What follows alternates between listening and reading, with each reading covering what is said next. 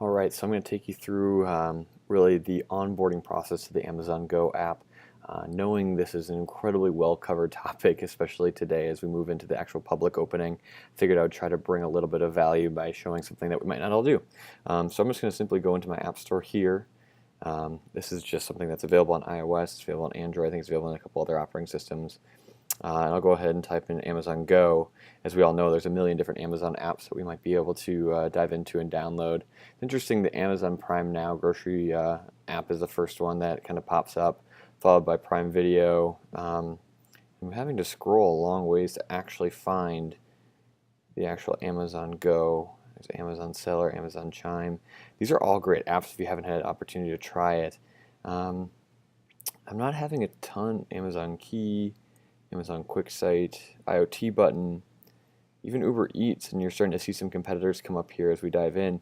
Now, I'm going to take a step back because obviously this isn't an awesome user experience like Go to actually look up the Amazon Go application. I was actually sent an email earlier this morning I want to bring up here a little bit, and it was right here actually. So Amazon Go, etc., and it's a huge CTA in the middle. I got sent this because I was signed up for basically news and updates of the Amazon Go store. So if I say get the app, it's going to throw me over to their site, and then of course it'll open the App Store. So there it is. It was interesting that we couldn't actually find it through the search bar, so I'll go ahead and just go ahead and get this app. This will download hopefully pretty fast for us all. Should go through the authentication, yep, so I'll go ahead and authenticate that. And I would imagine with my Wi-Fi here it should be pretty fast. It can't be that big of an opportunity here, yep, so this will cruise. And there we go, easy enough, done and done. So I'm going to go ahead and open it up. Looks like a pretty simple Amazon app.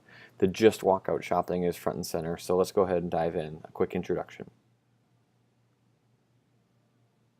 Alright, so use your app to enter the store. Pretty simple here. I can go ahead and replay this.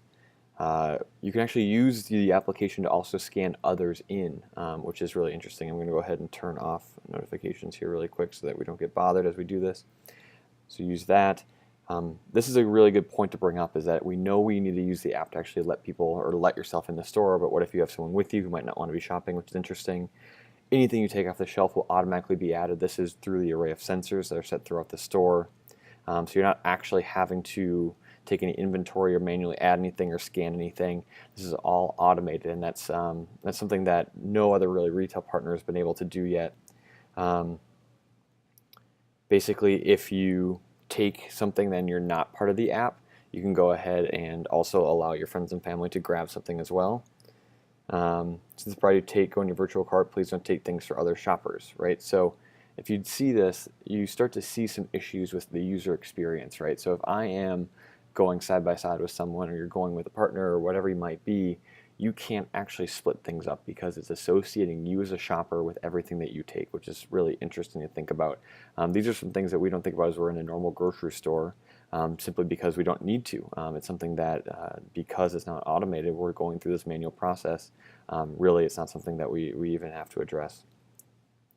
When you're done, you go no lines, no checkout, which is one of the big boasting points of this Amazon Go store, is that you're never actually going through a checkout system. So you're filling your bag, it all goes into your virtual cart. On your way out, it's automatically charged towards your Amazon account.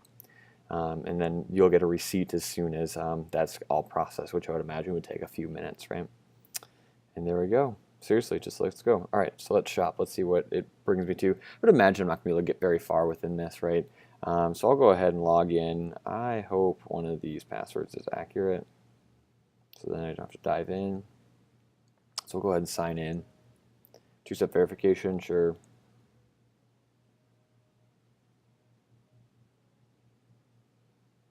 So go ahead and sign in.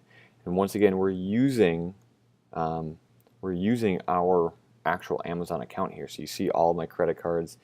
And every step I go, I wonder if I should be showing you all this, but I don't think this is at all an issue, knowing that at the end of the day, there's really no proprietary information. So I picked a credit card. I'd like to send me notifications, sure. And here we go. So this is the scan key then that I'm actually able to use to actually enter the store. Now you can see It's closed now. It is 7:19 a.m. here Central Standard Time, so out in Seattle. It is just after 5 o'clock in the morning.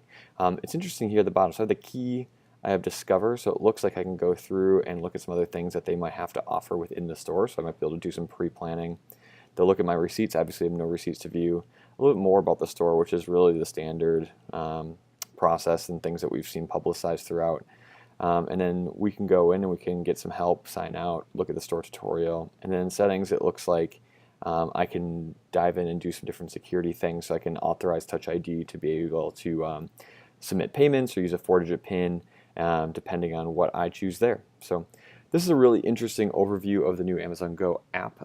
Once again, I'm trying to find a little bit of value to add to the teams here to basically give an insight into what's happening over in Seattle, knowing we're not all able to go there. But I'm sure there'll be much more to come in the next couple weeks as the store officially opens to the public today.